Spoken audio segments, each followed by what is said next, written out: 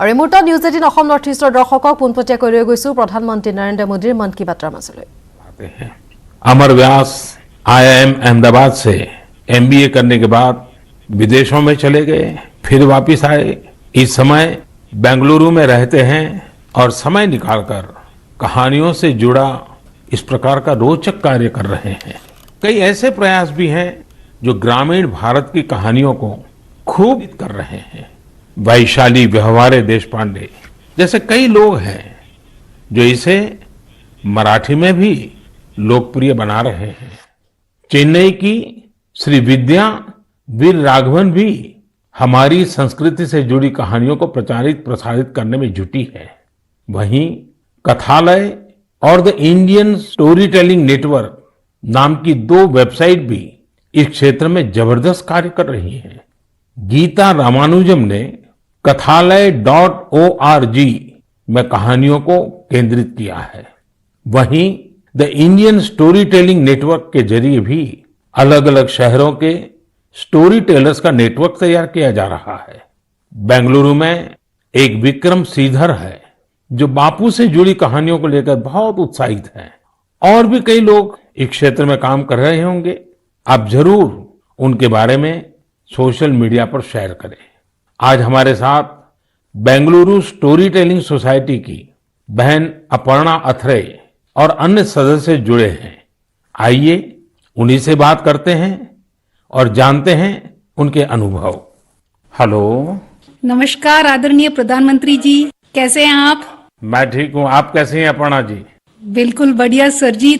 सबसे पहले मैं बैंगलोर स्टोरी टेलिंग सोसाइटी की ओर से धन्यवाद देना चाहती हूँ कि आपने हमारे जैसे कलाकारों को इस मंच पे बुलाया है और बात कर रहे हैं। और मैंने सुना है कि आज तो शायद आपकी पूरी टीम भी आपके साथ बैठी हुई है।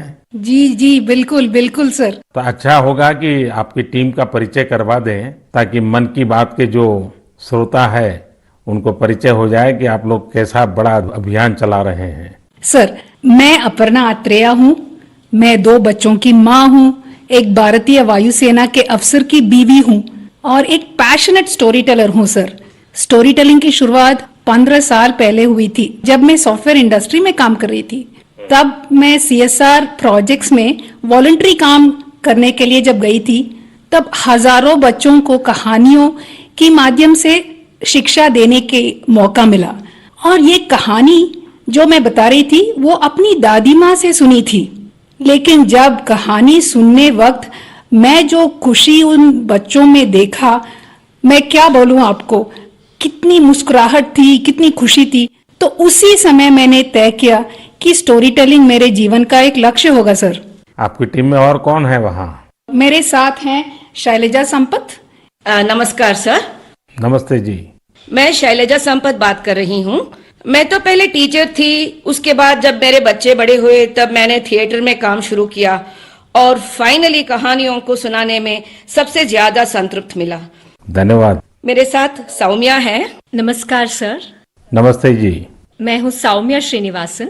मैं एक साइकोलॉजिस्ट हूँ। मैं जो काम करती हूँ बच्चों और बड़े लोगों के साथ, उसमें मैं कहानियों के द्वारा मनुष्य के नव रसाओं को जगाने में कोशिश करती हूँ और उसके साथ चर्चे भी करती हूँ।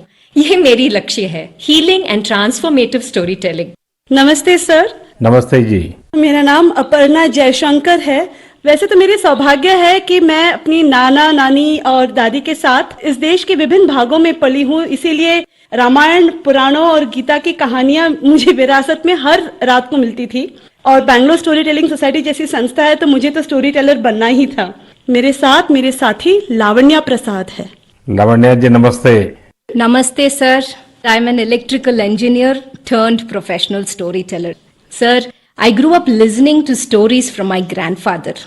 I work with senior citizens in my special project called Roots, where I help them document their life stories for their families. Lavanya ji आपको बहुत बधाई। और जैसा आपने कहा, मैंने भी एक बार मन की बात में सबको कहा था कि आप परिवार में अपने दादा दादी नाना नानी है तो उनसे उनके बचपन की कहानियां पूछिए और उसको टैप कर लीजिए, रिकॉर्ड कर लीजिए, बहुत काम आएगा, ये मैंने कहा था। लेकिन मुझे अच्छा लगा कि एक तो आप सबने जो परिचय दिया अपना, उसमें भी आपकी कला आपकी कम्युनिकेशन स्किल और बहुत ही कम शब्दों में बहुत ही बढ़िया ढंग से आपने अपना परिचय करवाया, इसलिए भी मैं आपको बधाई देता हूँ। Thank you, sir. Thank you. अब जो हमारे श्रोता लोग हैं मन की बात के, उनका भी मन करता होगा कहानी सुनने का। क्या मैं आपको रिक्वेस्ट कर सकता हूँ, एक तो कहानी सुनाएं आप लोग?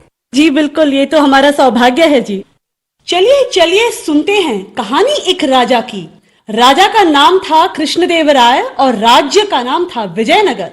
अब राजा हमारे थे तो बड़े गुणवान, अगर उनमें कोई खोट बतानी ही था तो वो था उनका अधिक प्रेम अपने मंत्री तेनालीरामा की ओर और दूसरा भोजन की ओर। राजा जी हर दिन दोपहर के भोजन के लिए बड़े आस से बैठते थे कि आज कुछ अच्छा बना होगा, और हर दिन उनके बावर्ची उन्हें वही बेजान सब्जियां खिलाते थे। तुरई, लौकी, कद्दू, टिंडा, उफ। ऐसे ही एक दिन राजा ने खाते खाते गुस्से में थाली फेंक दिया और अपने बावर्ची को आदेश दिया, या तो कल कोई दूसरा स्वादिष्ट सब्जी बनाना या फिर कल मैं तुम्हें सूली पे चढ़ा दूंगा। बावर्ची बेचारा डर गया। अब नई सब्जी के लिए वो कहाँ जाए? बावर्ची भागा भागा चला सीधे तेनालीरामा के पास और उसे पूरी कहानी सुनाई। सुनकर तेनालीरामा ने बावर्ची को उपाय दिया। अगले दिन राजा दोपहर के भोजन के लिए आए और बावर्ची को आवाज दिए, आज कुछ नया स्वादिष्ट बना है या मैं सूली तैयार कर दूं? डरे हुए बावर्ची ने झटपट से थाली सजाया और राजा के लिए गर्मा गर्म खाना परोसा। थाली में नई सब्जी थी। राजा उत्साहित हुए और थोड़ी सी सब्जी चखे। वाह, क्या सब्जी थी! ना तुरई की तरह फीकी थी, ना कद्दू की तरह मीठी थी। बावर्ची ने जो भी मसाला भून के कूट के डाला था सब अच्छी तरह से चढ़ी थी। उंगलियां चाटते हुए संतुष्ट राजा ने बावर्ची को बुलाया और पूछा कि ये कौन सी सब्जी है, इसका नाम क्या है? जैसे सिखाया गया था वैसे ही बावर्ची ने उत्तर दिया, महाराज ये मुकुटधारी बैंगन है। प्रभु, ठीक आप ही की तरह यह भी सब्जियों का राजा है और इसीलिए बाकी सब्जियों ने बैंगन को मुकुट पहनाया। राजा खुश हुए और घोषित किए, आज से हम यही मुकुटधारी बैंगन खाएंगे और सिर्फ हम ही नहीं, हमारे राज्य में भी सिर्फ बैंगन ही बनेगा और कोई सब्जी नहीं बनेगी। राजा और प्रजा दोनों खुश थे। यानी पहले पहले तो सब खुश थे कि उन्हें नई सब्जी मिली है, लेकिन जैसे ही दिन बढ़ते गए सुर थोड़ा कम होता गया। एक घर में बैंगन भरता तो दूसरे के घर में बैंगन भाजा, एक के यहाँ कत्ते का सांबार तो दूसरे के यहाँ वांगी बात। एक ही बैंगन बेचारा कितना रूप धारण करे। धीरे धीरे राजा भी तंग आ गए। हर दिन वही बैंगन और एक